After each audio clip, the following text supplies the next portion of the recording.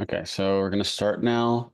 Last time we talked about vocabulary and all the other sections, right? And just sort of give a general overview. And if anyone has questions on anything, feel free to jump in and ask in the chat. I'll be checking it periodically. And then today we're going to focus just on vocabulary. Unless someone has a question, something else, then I can go over it. But my plan is just to do vocab.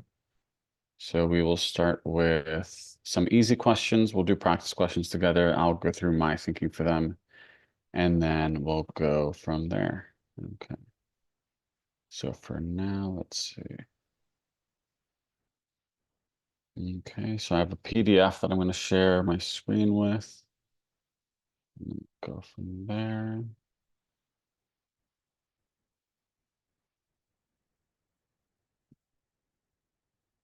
And we'll be talking about strategy for this one, right?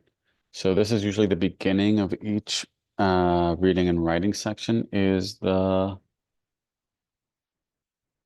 vocabulary, right? And it's a mix of either filling in the blank or taking a word that's already been underlined and trying to determine what the answer will be for that one, right? So for this one here, right, the following text is from Bram Stoker's 1897 novel Dracula.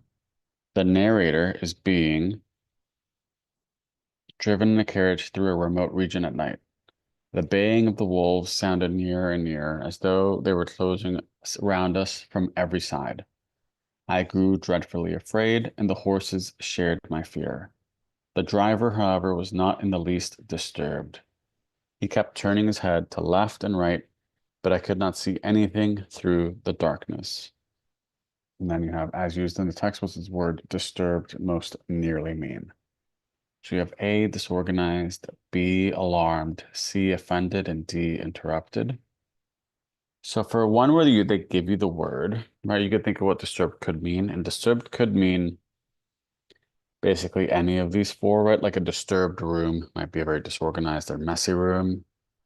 Disturbed could be offended, right? Like you read something very offensive and you were disturbed, or someone disturbed my sleep, and that would be interrupted my sleep, right? So you could see how all the words can fit for disturbed, right? And then alarmed could be like, wow, that was disturbing or alarming. But how does it fit in the context of this question, right? You're going to say something like alarmed, right? That would make the most sense. And how I think about it is forget disturbed and forget the answer choices available to you and just go with what feels right in your head. So I would say it was not in the least afraid, right? And the closest to afraid in this set is alarmed.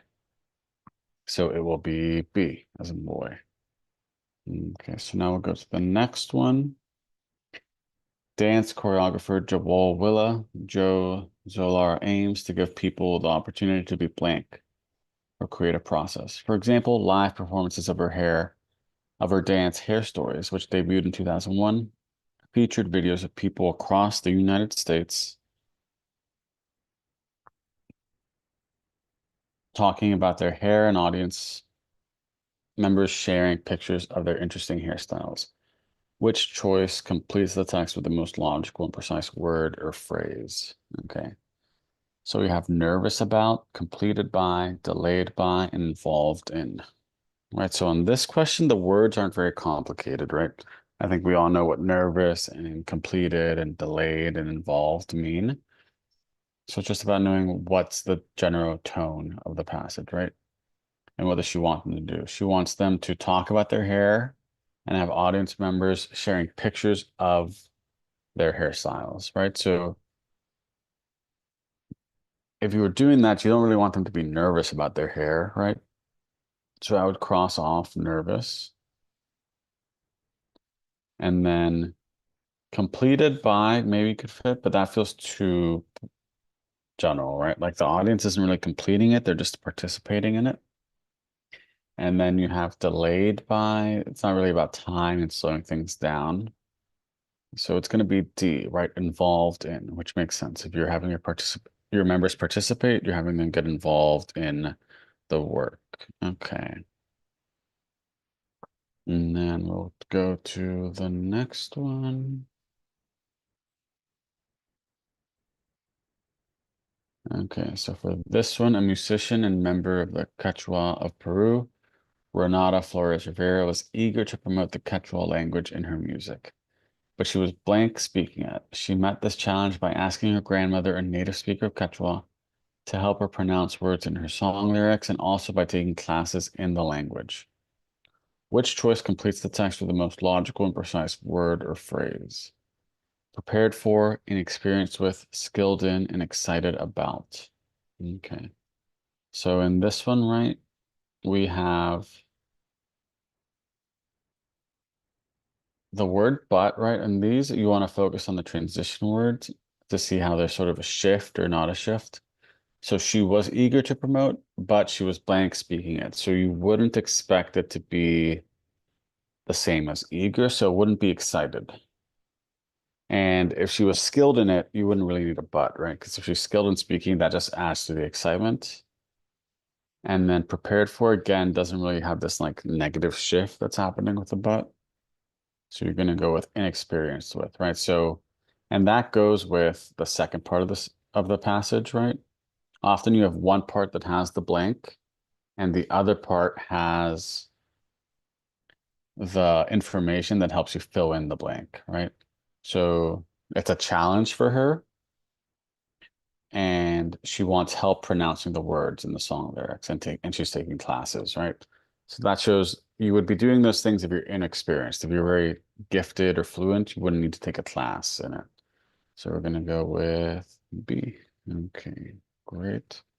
And now these are all just sort of, as you can see, like a level 1 difficulty, which isn't the hardest, isn't the easiest. Well, it is the easiest, but it's not always the easiest. For some people, it's a challenge. So these are hard for you. Don't worry about that. But we're just sort of warming up. And as long as you can get down the process on these easy ones, then you can start doing the harder ones and feel out how the process is the same, even if they're harder. So the following text is from Jan Martel's 2001 novel, Life of Pi.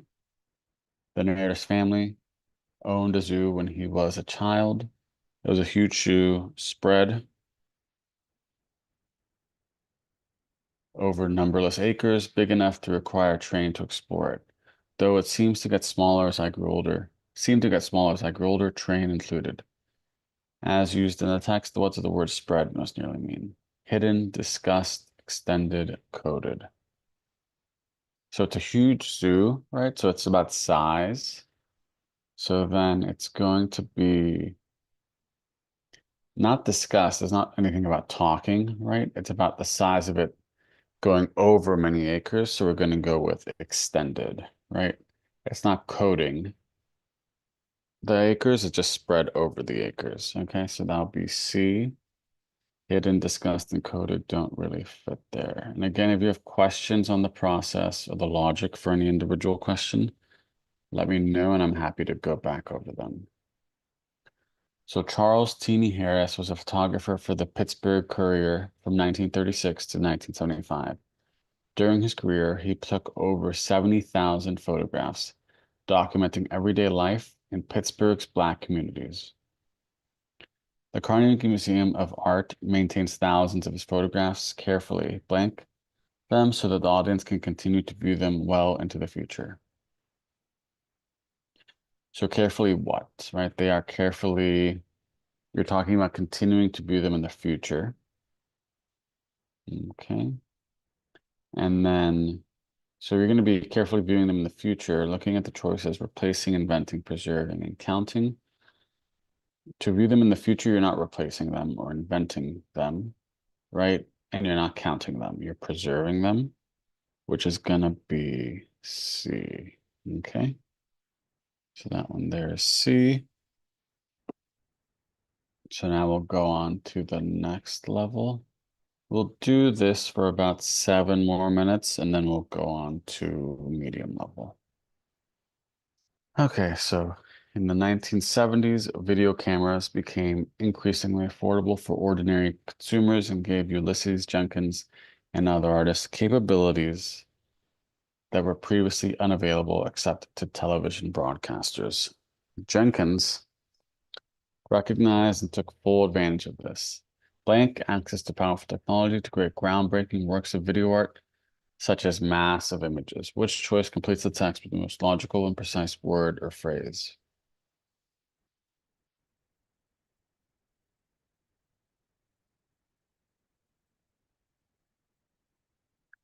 And took full advantage of this blank access to powerful technology to create groundbreaking works of video art, such as massive images. Okay, so we have A, newfound, B, delicate, C, inevitable, and D, habitual.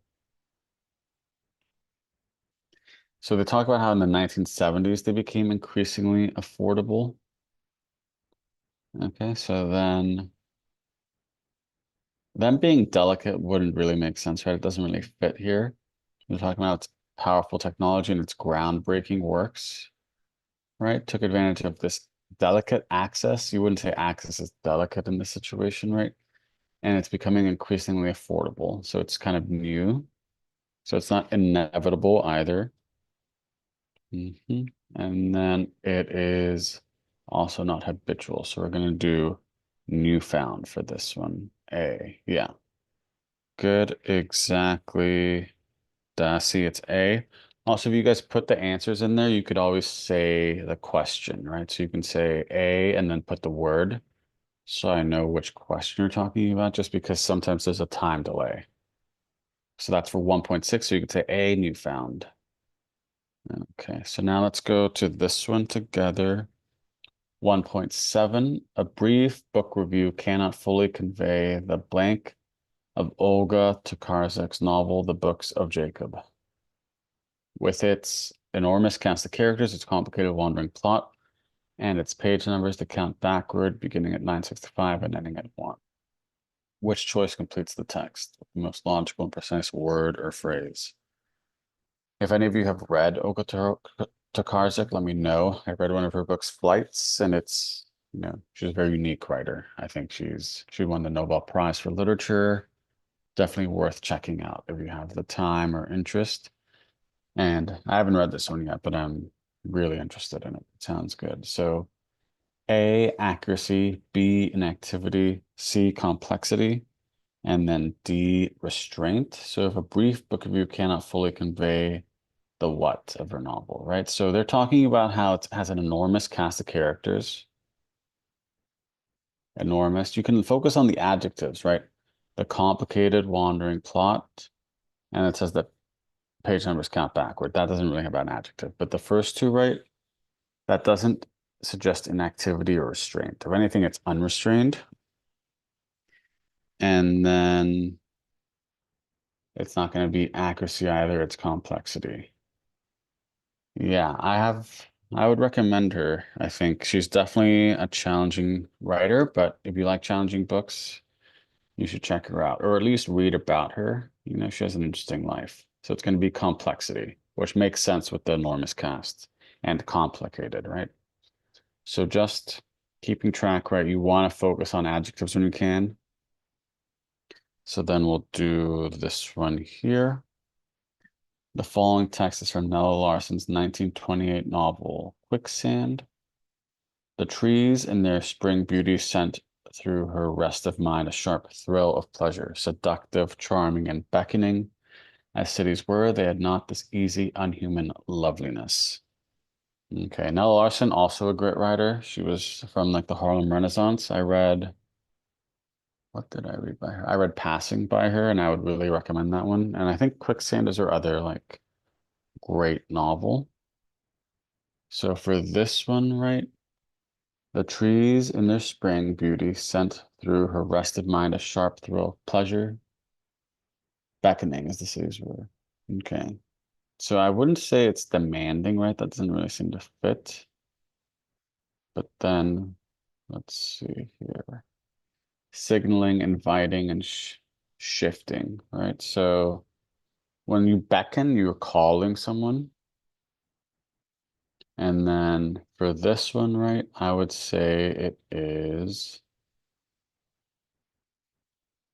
again going to be inviting, right? And we get that sense from about the invitation simply by there. By then talking about how it is seductive and charming, right? So seductive and charming, things that are seductive. Exactly. You beat me to it, inviting. Because when they're seductive and charming, that's something that's bringing you in. Okay. So again, a focus on the adjectives you do know really makes a big difference on the adjectives that you maybe have questions on. Okay. All right. So now we'll go to the next one. And then after this one, we'll move up a level. So if you're finding this a little easy, don't worry. It should start getting a little harder after this one. Though the process stays the same, right? You focus on adjectives, you focus on the sentences that are completed. Okay. The biologist Jane Edgelow and colleagues have located what is believed to be the largest individual plant in the world in the Shark Bay area of Australia. The plant is a type of seagrass called Posidania, and it blank approximately 200 square kilometers. No, keep chatting, and it's good if you chat. I prefer if you guys do chat. They'll make it more engaging for me. So yeah, go ahead. So the plant is a type of seagrass called Posidonia australis, and it blank approximately 200 square kilometers. Which choice completes the text with the most logical and precise word or phrase? Okay. So for this one, right, we have what information? It's believed to be the largest individual plane in the world. So we're again talking about size, like we did with the zoo and the acreage, I think, right? When it was like spread over something. So in it, we wouldn't say a plant acknowledges things, right? And it's not about it producing approximately 200 square kilometers or advancing, right? So it's going to be spans. To span is to like take up the space of. So we will go with that one, C.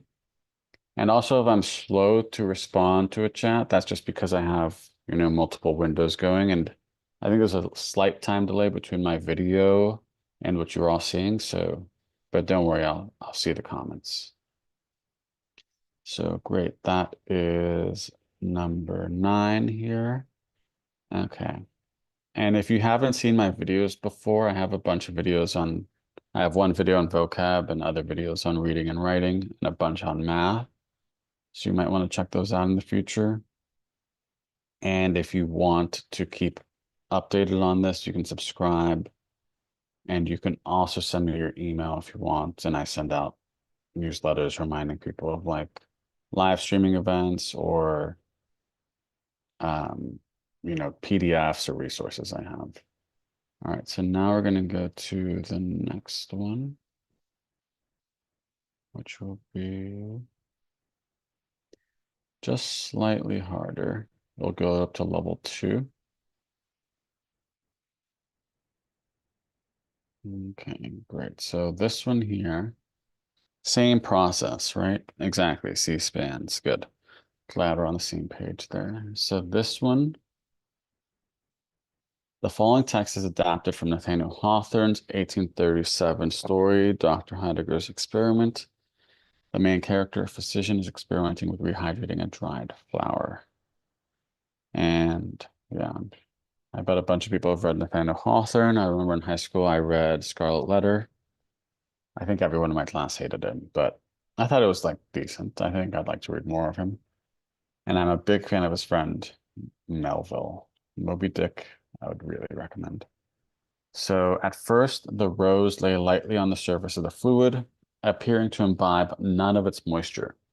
Soon, however, a singular change began to be visible. Began to be visible. The crushed and dried puddle stirred and assumed a deepening tinge of crimson, as if the flower were reviving from a death-like slumber. So remember, adjectives and transitions are really key here. So here we're going to have however, right? That signals a shift. And then it seemed to appear to imbibe none of its moisture, so that seems to be doing nothing there, right? And then they stirred and assumed a deepening tinge of crimson, which is an interesting thing for crushed and dried petals to do. Okay. So as used in the text, what does the phrase a singular most nearly mean? So lonely, disagreeable, unacceptable, and an extraordinary. Okay. So singular tinge, I don't think it's a lonely t change, right? Uh, disagreeable change. There's nothing here that suggests a negativity, like disagreeable. If anything, it's positive, this like return to life. So it's not disagreeable. Acceptable, I feel like doesn't really meet the level of like excitement that seems to be here. So you're going to go with extraordinary, right? And how do we know this excitement, right? Because they're saying it was reviving from a death-like slumber. I think we all know that if something's reviving from a death-like slumber, then there is something exciting happening, right? So we will go with D.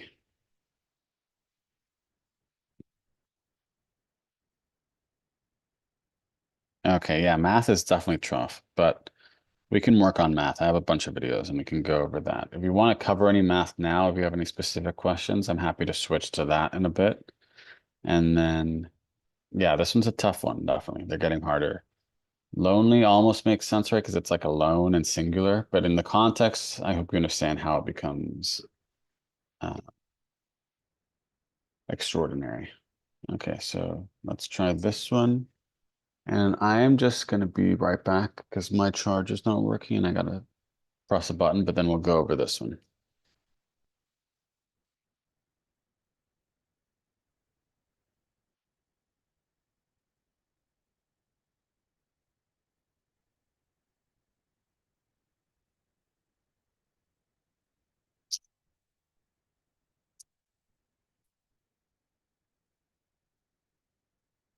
Okay, I also turned back the lights. So it's a little brighter now. Okay, the work of molecular biophysicist Enrique M. de la Cruz is known for blank, traditional boundaries between academic disciplines. The university laboratory that de la Cruz runs includes engineers, biologists, chemists, and physicists, and the research the lab produces makes use of insights and techniques from all those fields. Okay, which choice completes the text with the most logical and precise word or phrase? Okay, so we have epitomizing, transcending, anticipating, and reinforcing. So for this one, right, we're gonna do, what will we do with this one? Okay. Epitomizing, transcending, anticipating, reinforcing. So what does he do with the boundaries? There's these traditional boundaries, and his lab has a bunch of different people, right?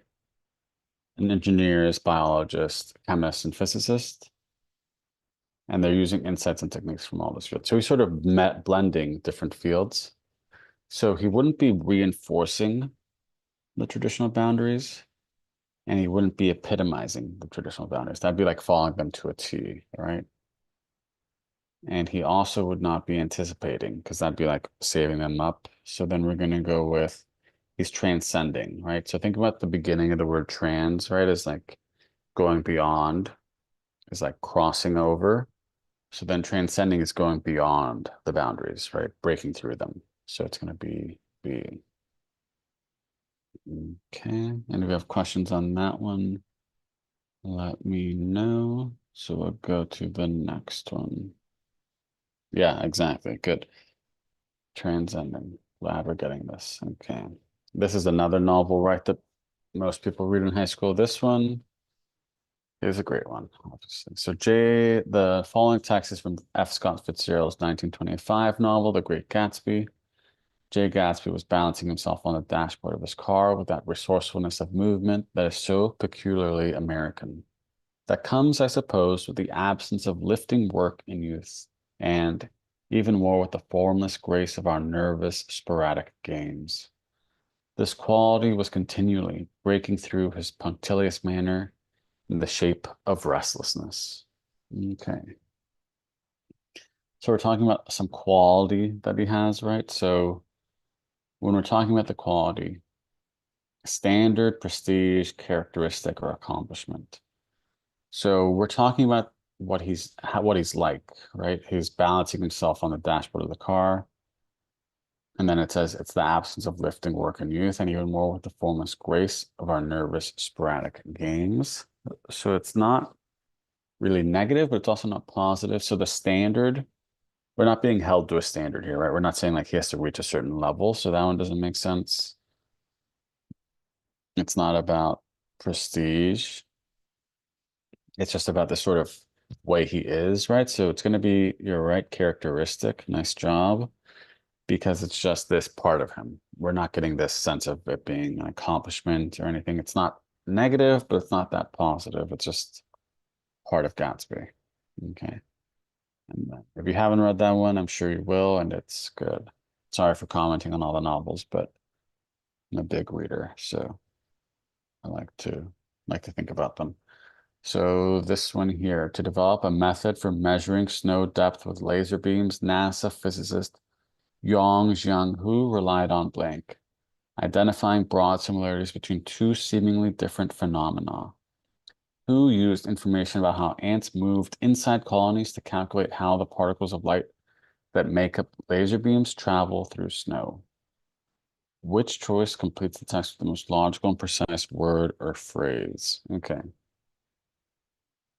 So to develop a method for measuring snow, right, relied on blank. Okay, so for this one, we have a collaboration, accessory, contradiction, or analogy. Right, so if it's a collaboration, it'd have to be collaboration between who and someone else or between two different sort of sciences, right? But we don't get that sense. It's about two seemingly different phenomena. And I don't think phenomena can collaborate, so we're going to eliminate collaboration. Relied on an accessory. We're not talking about some sort of accessory or device, so it wouldn't be that one.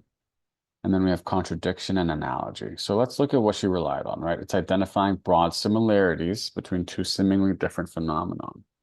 So remember, an analogy is like a simile or a metaphor, exactly, analogy. So it's going to be D. It's comparing the two of them. So we're going to cross off contradiction and we're left with D. Good job. Okay, good. And you seem to be getting most of these right now. So that is great because you can get the easy and the medium, and then some of the hard, you're going to be in good line for a good score. And with practice and some work, you can really nail these down. So a journalist and well-respected art critic of 19th century Britain, Lady Elizabeth Rigby Eastlake did not hesitate to publish reviews that went against popular opinion. One of her most divisive works was an essay questioning the idea of photography as a merging medium for fine art. In the essay, Eastlake blank that the value of photographs was informational rather than creative. Okay. Okay, so for this one, right, we have exposed, asserted, discovered, and doubted. So if we were to say exposed, that would be saying like she exposed this hidden secret and that it's true, but this is just her opinion, right? So you don't expose your own opinion. Same with discovered. You don't discover your own opinion. And then, so it could be asserted or doubted. And then, so is she for or against photographs, right? She says she questioned the idea of photography as an emerging medium. So there's some popular idea that that's going to be an emerging medium for fine art, and she's questioning it. So she's asserting that it's informational rather than creative, right? That it gives us data on something, but not on the actual art. So it's going to be she asserted her opinion, B. Okay. Mhm. Exactly. Good. Asserted. We're all going on the same page. Good. So now let's go to the next one. Stephen Hannock's luminous landscape paintings are appealing to viewers, but have elicited little commentary from contemporary critics. A phenomenon that may be due to the very fact that paintings seem so blank. Many critics focus their attention on art that is cryptic or overtly challenging. Which choice completes the text with the most logical and precise word or phrase? So we have A, innovative, B, subversive, C, profound, and D, accessible. Okay, so for this one, I'll get to your comment about why not exposed after this one. We can go back to 5. So which choice completes the text? So for this one, right, we have these choices, and let's see what we notice in the comments, right? That a phenomenon may be due to the very fact seems so. So what is the phenomenon they're talking about? Appealing to viewers, but have elicited little commentary from contemporary critics. Okay. And then they tell us what critics focus on, art that is cryptic or overtly challenging. So that means this art is not cryptic or overtly challenging. So innovative has nothing to do with it. Subversive doesn't have anything to do with it. Cryptic or challenging. Profound doesn't. But accessible, if you're accessible, you're not overtly cryptic or challenging. So D, right? Good. All right. So just someone asked about up here, why not exposed, right? So if we say Eastlake exposed that the value of photographs was informational rather than creative, that's saying that the author of this passage is agreeing with Eastlake. That the author is saying she proved everyone else wrong, and photography is informational rather than creative. But we don't get a sense of whether the author agrees or disagrees with Eastlake. The author is just presenting Eastlake's opinion as an opinion. So you wouldn't say you expose your own opinion. You would say you assert your own opinion, or you state your own opinion, or announce, or a lot of words, but you wouldn't say exposed. So I hope that clarifies it a bit. And then we will go to 7. In 2008, a complete set of ancient Pasoi glass game pieces was uncovered from beneath a paving stone in modern-day Israel. Due to their small size, Pasoi were easily misplaced, making the whole set a rare find. This has led some experts to suggest that the set may have been buried intentionally. However, without clear evidence, archaeologists are left to blank what happened. Which choice completes the text with the most logical and precise word or phrase? Speculate about, dismiss, expand on, and catalog.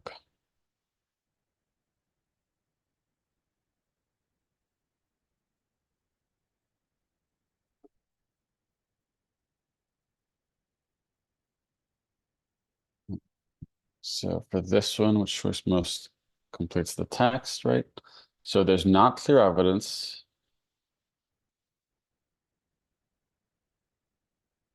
Mhm. And then there is, it's hard to find a rare find, right? So they don't have a lot of information, so they can't catalog what happened or expand on it because there's so little. And so you can't really dismiss it either. You have to speculate about. Speculate about is like imagine what happened. Mhm. So then, so I get why you would say expand on what happened for this one, right? Because it's like, oh, there's so little to go off of. But let's see, this has led. So they say that this has led some to suggest that the set may have been buried intentionally. And then the author says, however, without clear evidence, archaeologists are left to blank speculate on what happened. Because that's a better fit because the author's sort of saying they don't even have enough information to say they were buried intentionally with confidence, right? They're sort of speculating, they're taking a guess. So I think expand on would be like if you knew what happened and you're adding information, but here they don't even know what happened.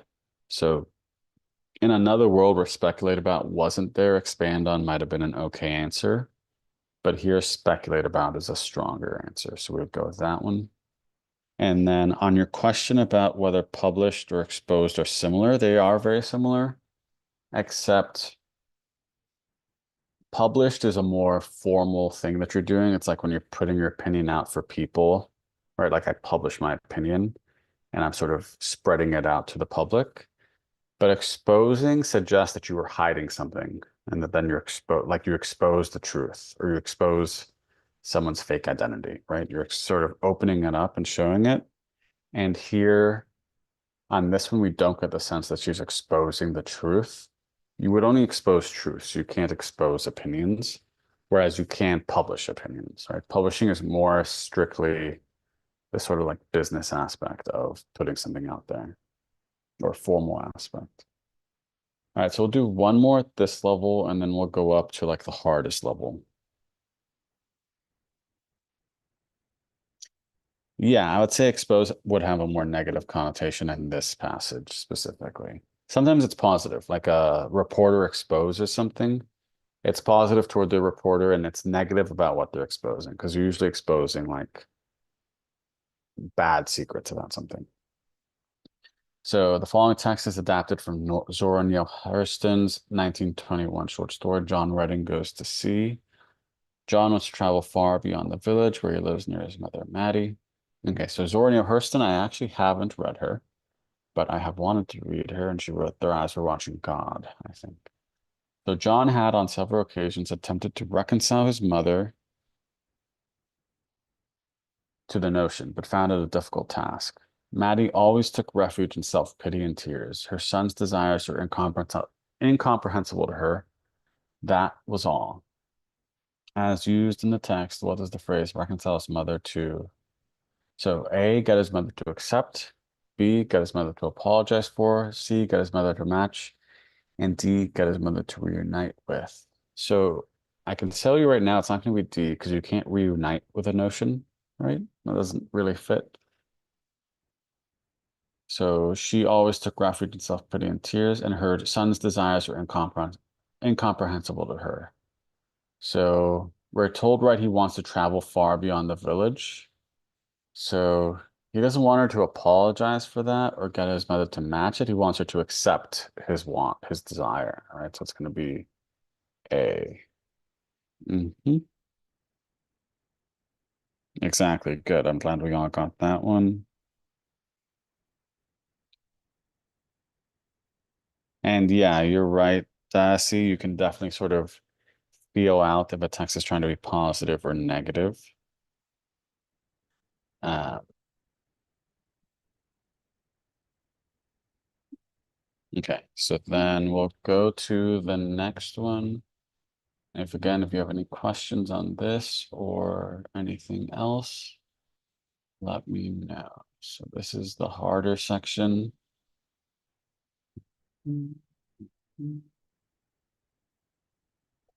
Okay. Wait up. I accidentally closed the chat on you guys, so let me go back to it. Okay. So back on this. So this one is a tricky one for sure. Rejecting the premise that the literary magazine Ebony and Topaz should present a unified vision of Black American identity, editor Charles S. Johnson fostered his contributors' diverse perspectives by promoting their authorial autonomy. Johnson's self-effacement diverged from the editorial stances of W.E.B. Du Bois and Alain Locke, whose decision for their publications were more blank. Which choice completes the text with the most logical and precise word or phrase? Okay, so for this one, right, we have A, proficient, B, dogmatic, C, ambiguous, and D, unpretentious. So they're presenting a unified vision of Black American identity. So he's giving a diverse perspective, right? Johnson fostered his contributors' diverse perspectives. And then his self diverged to went away from those of D.W.B. Du Bois and Alain Locke, whose decisions for their publication were more blank. What they were more proficient? No, it's not about, there's not this judgment of one being better than the other. And it's not going to be, okay, so then we have dogmatic, which is when you're dogmatic, you're sort of sticking on a point and you're really focused and you're not going to vary. You're going to stay on it. Ambiguous and unpretentious. All right, so whose decisions we're talking about what W.B. Du Bois and Alain Locke were. Unpretentious doesn't have to do with it again, so we're between B and C, and it's going to be B because Johnson's the one who's publishing a bunch of different perspectives, so his magazine might have a more ambiguous voice, but they're more dogmatic. They're staying on the same party line, whatever they believe. They keep publishing things that line up with that belief. Okay, and then they're the ones we're talking about when they say whose decisions. Okay. All right, so now we will go to the next one.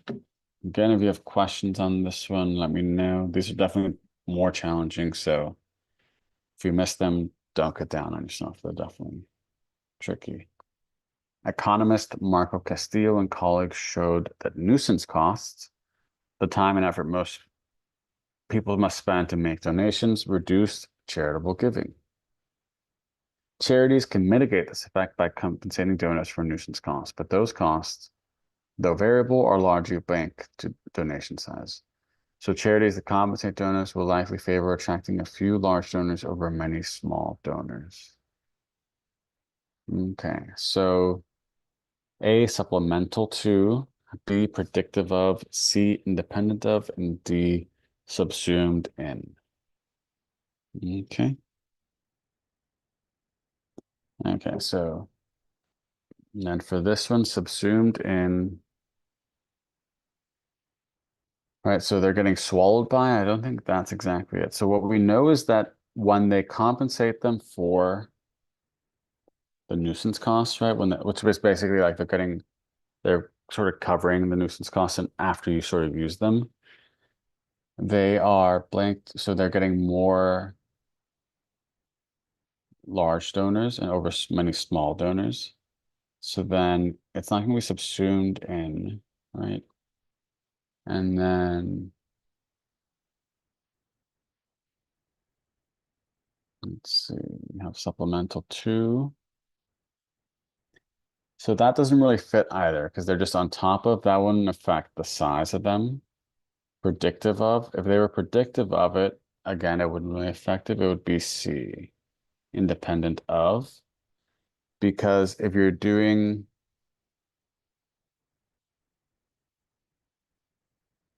the same thing, right? Because if they're doing the cost back to each person and it's just helping the large donors, that means it's not really attached to the donation size. If they were attached to the donation size, then it would help small and large donors equally.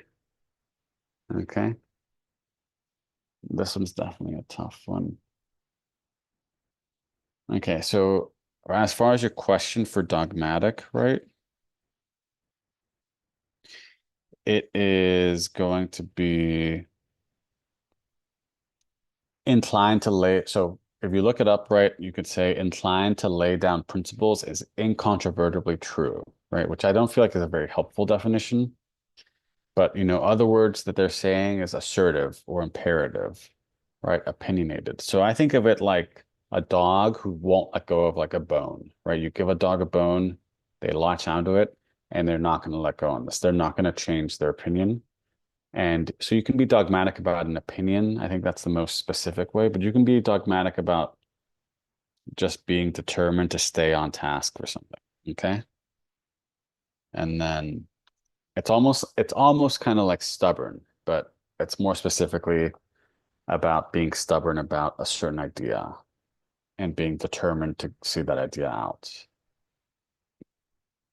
Okay, so now we have 3.3. Also, we're going to be doing, I do these videos periodically, and I have a whole bunch of other videos, like I said earlier. So you can always watch the videos. I did one on vocabulary already where I covered maybe not any of these questions, but possibly. And also, if you have any desire to have me follow up, you can email me at outlierlearning24@gmail.com. I'm going to put that in the chat right now.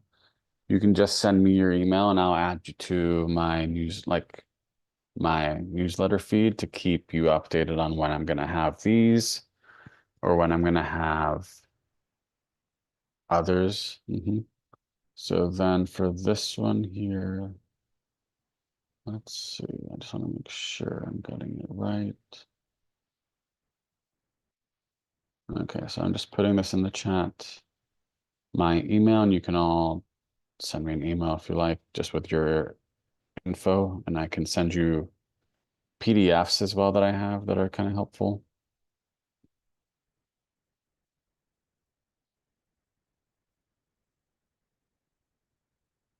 I'm glad that helped with the definition online. Yeah, sometimes the definitions are not great. I honestly prefer looking at synonyms more than definitions on tricky words because the definitions aren't always very helpful. Like it's good to see the definition because it's giving you it in like a sentence, but they aren't always perfect. Okay, Middlemarch is another one of my favorite novels. It's long. It's a good summer reading book. You know, we have a couple months to relax and read. So the following text is adapted from George Eliot's 1871 to 1872 novel Middlemarch.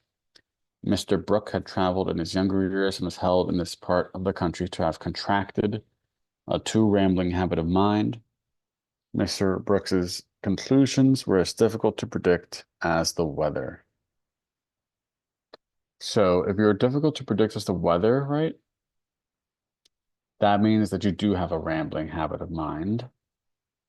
So because it's suggesting that the weather is difficult to predict. And if you think about the novel in 1871, right, the weather was probably even harder to predict then without the technology we have now. So then restricted a too rambling habit of mind. It seems like he's gotten a bigger one, so it's not going to be A. And then described a too habit of mind. He's not describing someone else's, so it's not going to be that. Settled also doesn't make sense, but developed, right? It's like you're growing a too rambling habit of mind, so it will be C.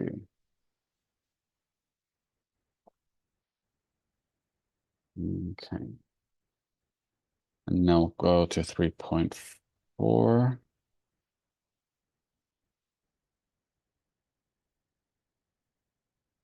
Oh, what's the small island nation? I would love to know. I do a geography game with my students, so I've heard of many small island nations at this point, but if I haven't heard of it, that'll be fun. That'll be fun to know a bit. The gyro, a musical instrument traditionally made from a dried and hollowed gourd, is thought to have originated with the Taino people of Puerto Rico. Players used a wooden stick to scrape along ridges cut into the side of the gourd, creating sounds that are highly blank. The sounds produced by gyros can differ based on the distance between the ridges, the types of strokes players use, and the thickness of the gourd. Okay, so we have A, overlooked, B, powerful, C, routine, and D, variable. Again, on this one, right, we have the blank, then we have a colon, and then we have a list of information, right? Can differ. So the sound can change based on distance between ridges, types of strokes, and the thickness. So the three different things can change the way that it sounds. And I'm sure each of those can change a lot of different ways, right? The thickness can be, it's not like two types of thicknesses. So you can have many thicknesses.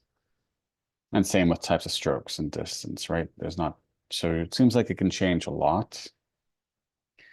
And then you would go with not overlooked, right? Because it's not really talk, it doesn't give us a sense that they're being ignored. It's not really about their power. And then we're between routine and variable, which are opposites. So it's like I said, it seems like it's changing a lot. So it's going to be variable, right? If something is variable, that means it varies. It's changing from one thing to the other. If it had been routine, it'd be sort of the same every time. Okay. Yeah, I know this one was easier than the other ones, but the SAT College Board said it was just as hard as the first three we did on this one and harder than the earlier ones too. So that's how it goes sometimes. What one person thinks is really easy, a lot of people find hard. So while scholars believe many Mesoamerican cities Oh, Cayman Islands I've heard of. Oh, and Bangladesh I've also heard of. Um, Bangladeshi food I really like, I believe. Okay, so rambling is like when you go on a topic and then you switch. I feel like I sometimes ramble in this, like you sort of keep talking for longer than you need to, and it's not totally cohering to one thing. It's kind of like you talk too much and it's a little bit distracted. Mhm. Okay, so now while scholars believe many Mesoamerican cities influenced each other, direct evidence of such influence is difficult to ascertain. However, recent excavations in the sector of Tikal, Guatemala, actually, I'm from Guatemala, but I live in the States now. Sorry. Unearthed a citadel that shows blank Teotihuacan, Mexico architecture, including a near replica of a famed Teotihuacan temple, providing tangible evidence of outside influence in portions of Tikal. Which choice completes the text with the most logical and precise word or phrase? A, refinements. B, precursors of. C, commonalities with. And D, animosities toward. Okay. So then for this one, right, we have, what's the relationship here? They believe, so the while is important, right? It's setting up a contrast. They influence each other. Direct evidence of such influence is difficult to ascertain. And then there's another one, however, right? So it's hard to find an influence, but then it's saying however, so then there's some sort of information that goes against the not finding influence. In the sector Tikal, they unearthed the citadel that shows something, right? So it's showing, including a near replica of a famed Teotihuacan temple, providing tangible evidence of outside influence in portions of Tikal. Okay, so refinements of, I think that's too specific. That's saying like they took something and then they refined it and made it more, and that's too specific to what they're giving us. So I would cross that off. Precursors of, that's saying it came before, and I think that's also too strong. There's not a sense of time here. If there were a sense that this had come before the other, then precursors could work. And then we're between commonalities with and animosities toward, right? Yeah, so it's going to be commonalities with, because animosities toward would show some sort of enemy going on, and that doesn't give us the sense. But if they have commonalities with each other, that's enough to say that they shared some sort of connection. Mhm. Okay, great. And now we'll go to the next one.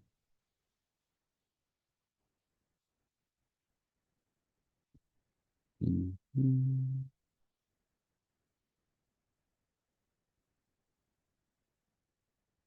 So close analysis of the painting of a girl with a flute,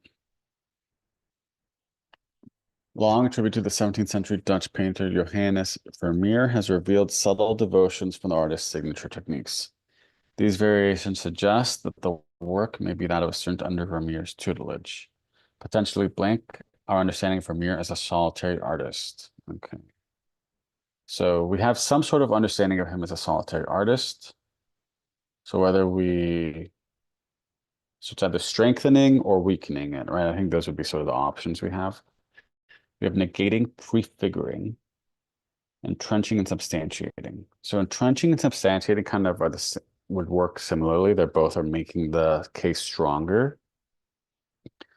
Prefiguring is like coming before, so I don't totally get that, how that would work here. And then negating would be canceling out, right? It would be saying it takes away our understanding of him as a solitary artist.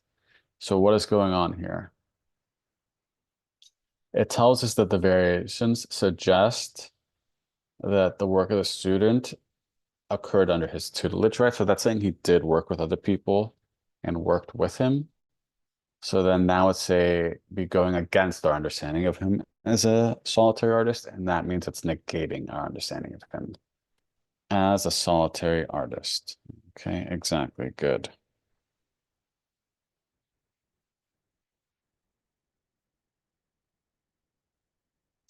Perfect. Yeah. And I would be happy to help you with support undermine questions. I'll probably make a video of that soon, but also I'm going to be doing more live streams. I think the next one I'm going to do is probably the first or set week of September.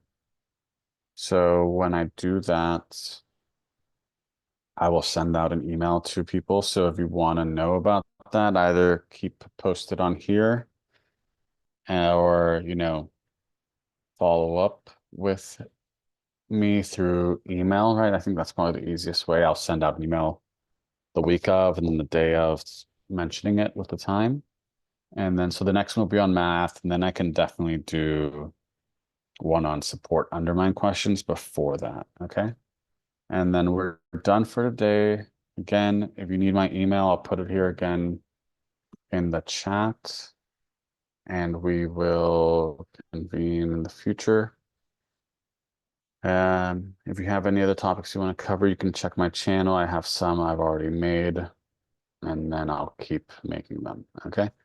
I hope you guys found this helpful, and it would be a great help that if you're not already subscribed, that if you did subscribe, that helps me be able to get more students, and that the more students I have, the more I can dedicate to this type of like free work. Okay. So I'll talk to you all soon. Bye.